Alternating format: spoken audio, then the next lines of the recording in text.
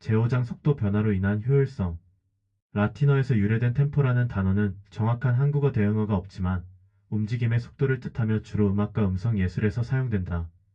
템포는 시간에 따라 움직임의 속도를 측정하는 개념이다. 예를 들어 한 마리의 소가 끄는 수레는 느린 템포로, 고속 열차는 빠른 템포로 움직인다. 총알을 1분에 600발 발사하는 총은 빠른 템포로 발사하고 3분마다 한 발씩 쏘는 구식총은 느린 템포로 발사된다. 이러한 원리는 연설에서도 중요하다. 만약 연설자가 일관된 속도로만 말을 한다면 강조와 힘을 잃게 된다. 다양한 속도의 변화는 연설에서 중요한 강조 수단으로 작용한다. 속도 변화가 자연스러움을 더함. 자연스러움 또는 적어도 자연스러운 느낌은 연설에서 중요하며 템포의 변화는 이를 이루는 중요한 방법 중 하나이다. 연극에서 배우는 템포의 변화를 효과적으로 사용하며 연설자는 이를 배우는 것이 유익하다. 일상 대화에서 템포 변화는 자연스럽고 연설에서 이러한 대화의 특성을 재현하려는 노력이 필요하다. 자연스러움은 일상 대화의 전형적인 부분들을 적절히 재현하는 것이다. 자연스러운 효과를 위해 다음과 같은 예시를 따라 말해보자. 나는 내 칼을 어디에 두었는지 기억이 나지 않아요. 아, 이제 기억났다. 나는 그것을 메리에게 주었어요. 첫 문장은 느리게, 두 번째 문장은 빠르게 말해보면 그 차이를 느낄 수 있다. 같은 속도로 말할 경우 차이가 없음을 알 수 있다. 속도 변화로 단조로움 방지. 변화 없는 반복적인 속도는 단조로움을 일으킨다. 이는 마치 새가 지루하게 같은 속도로 노래하는 것처럼 속도 변화가 없으면 듣는 사람은 흥미를 잃게 된다. 속도의 변화는 연설을 더 매력적이고 풍부하게 만든다. 예를 들어 금융가 발전 같은 이야기를 단조롭게 이야기하면 청중의 집중을 끌기 어렵다. 템포를 변화시키면 듣는 사람의 관심을 유지할 수 있다. 속도 변화로 강조 효과 생성. 큰 속도의 변화는 청중의 주의를 집중시킬 수 있다.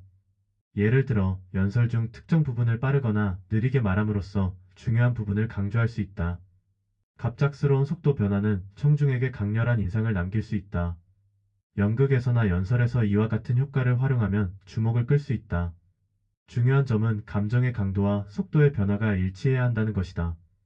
감정에 맞지 않는 과도한 속도 변화는 웃음을 자아낼 수 있다. 속도 변화의 연습과 활용. 연설자는 템포 변화를 연습하여 다양한 효과를 얻을 수 있다. 이를 통해 단조로움을 방지하고 강조를 강화할 수 있다. 예를 들어 유명한 연설이나 문학 작품을 읽을 때 속도를 빠르게 하거나 느리게 하여 그 효과를 실험해보자. 속도 변화는 감정, 기쁨, 슬픔, 존엄성 등에 따라 달라지며 이러한 변화를 통해 연설의 효과를 극대화할 수 있다. 질문과 연습 1. 템포의 정의를 설명하라. 2. 템포와 관련된 다른 단어들을 나열하라. 3. 템포 변화란 무엇인가? 4. 템포 변화를 얻을 수 있는 효과는 무엇인가? 5. 연설에서 단조로움을 없애고 효과를 높이는 세 가지 방법을 설명하라. 6. 대화나 연설에서 속도 변화를 관찰하고 그 변화가 잘 이루어졌는지 평가하라. 속도 변화는 단조로움을 방지하고 연설의 힘을 강화하는 중요한 요소이다. 이를 잘 활용하면 청중의 관심을 끌고 감정적으로 효과적인 전달이 가능하다. 제육장 일시적인 멈춤과 힘. 문학 예술가의 진정한 일은 의미를 얽히게 하고 그것이 스스로를 풀어내는 방식으로 표현하는 것입니다. 각 문장은 의미가 잠시 멈추는 순간을 포함하고 그 후에 풀리고 명확해지며 이 리듬은 훌륭한 수사에서 중요한 역할을 합니다. 멈춤의 중요성. 연설에서의 멈춤은 단순히 침묵이 아닙니다. 그것은 의도적으로 의미를 강조하는 침묵입니다. 저는 오늘 밤 여러분께 말씀드릴 수 있는 영광을 갖게 되어 매우 기쁩니다. 처럼 말을 더듬거나 중단하는 것은 효과적인 멈춤이 아닙니다. 그와 달리 중요한 단어나 구절을 말하기 전에 후에 또는 둘 다에서 멈춤을 주면 강력한 연설을 할 수 있습니다. 멈춤의 이해와 활용. 많은 사람들이 멈춤의 중요성을 처음 접했을 때 이를 잘 이해하지 못합니다. 그러나 경험을 통해 멈춤의 효과를 익히는 것은 어렵지 않으며 많은 연설에서 이를 활용할 수 있습니다. 예를 들어 한 사람이 이 사람은 여러분과 저를 위해 큰 희생을 했습니다 라고 말할 때 멈춤을 두면 여러분과 저라는 말이 더욱 강렬하게 다가옵니다. 멈춤을 적절히 사용하면 연설의 힘이 극대화됩니다. 효율적인 멈춤의 4가지 효과. 1. 연설자의 힘을 집중시키는 데 도움. 연설자는 중요한 말을 하기 전에 잠시 멈추어 마음을 집중시킬 필요가 있습니다. 이는 말의 효과를 더욱 강화시킵니다. 예를 들어 망치질을 하기 전에 잠깐 멈추면 더 큰 힘을 발휘할 수 있는 것처럼 연설도 마찬가지입니다. 청중의 마음을 준비시키는데 도움. 청중도 잠시 멈춤을 통해 휴식을 취하고 그 후에 말을 더 잘 받아들입니다. 이것은 리듬과 비슷한 원리로 잠시의 정지가 후속 말에 더 큰 효과를 주는 방식입니다. 3. 효과적인 긴장감을 만든다. 긴장감은 이야기나 연설에서 큰 역할을 합니다. 멈춤은 청중이 다음에 무엇이 올지 궁금하게 만들어 긴장감을 유지하게 합니다. 예를 들어 윌리엄 제닝스 브라이어는 연설 중 그는 훌륭한 복음 전도자였고 라며 잠시 멈춤을 두어 청중의 기대감을 고조시켰습니다. 4. 중요한 생각이 청중에게 침투할 시간을 제공. 아이디어가 너무 빠르게 전달되면 청중이 이를 충분히 소화하지 못할 수 있습니다. 중요한 생각을 전달한 후 잠시 멈추어 청중이 이를 깊이 생각할 시간을 주는 것이 중요합니다. 예를 들어 농부가 비가 천천히 내리기를 원하듯 연설에서도 빠르지 않게 중요한 점을 전달해야 합니다. 멈춤의 적절한 사용. 멈춤은 효과적으로 사용되어야 하며 너무 자주 또는 불필요하게 사용되면 연설이 어색하고 무겁게 들릴 수 있습니다. 또한 진지하지 않은 생각에 멈춤을 넣는 것은 효과적이지 않으며 멈춤은 반드시 중요한 내용과 결합되어야 합니다. 예를 들어 나는 이곳에 멋진 폭포를 보았고 와 같은 멈춤은 멋지지만 나는 147피트 높이의 폭포를 보았습니다.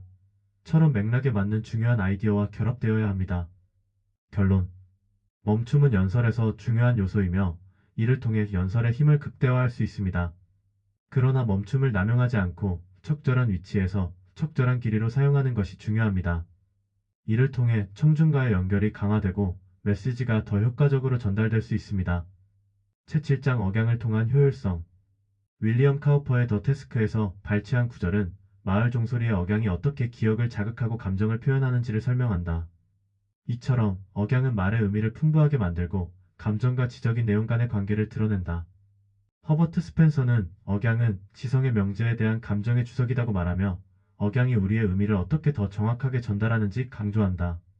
억양 인플렉션은 목소리의 고저 변화를 의미하며 같은 단어라도 억양에 따라 완전히 다른 의미를 전달할 수 있다. 예를 들어 같은 문장이라도 억양의 차이에 따라 불확실성, 확신, 놀라움 등의 다양한 감정을 나타낼 수 있다.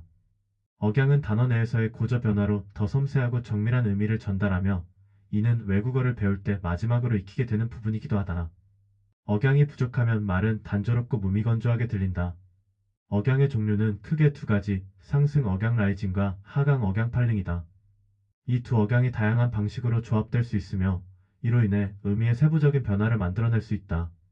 예를 들어 그는 괜찮다라는 문장에서 상승 억양을 사용하면 불확실성을 나타내고 하강 억양을 사용하면 확신이나 찬성을 나타낼 수 있다. 억양의 활용을 통해 우리는 말의 의미를 강조하거나 섬세하게 변화시킬 수 있다. 예를 들어 우리는 실패했다라는 문장에서 억양을 달리함으로써 분노, 놀라움, 체념 등 다양한 감정을 전달할 수 있다.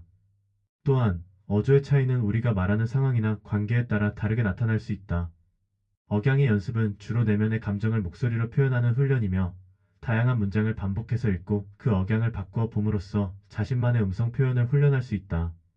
예시로 제시된 문장들을 통해 억양이 어떻게 감정의 뉘앙스를 다르게 전달하는지 연습할 수 있다.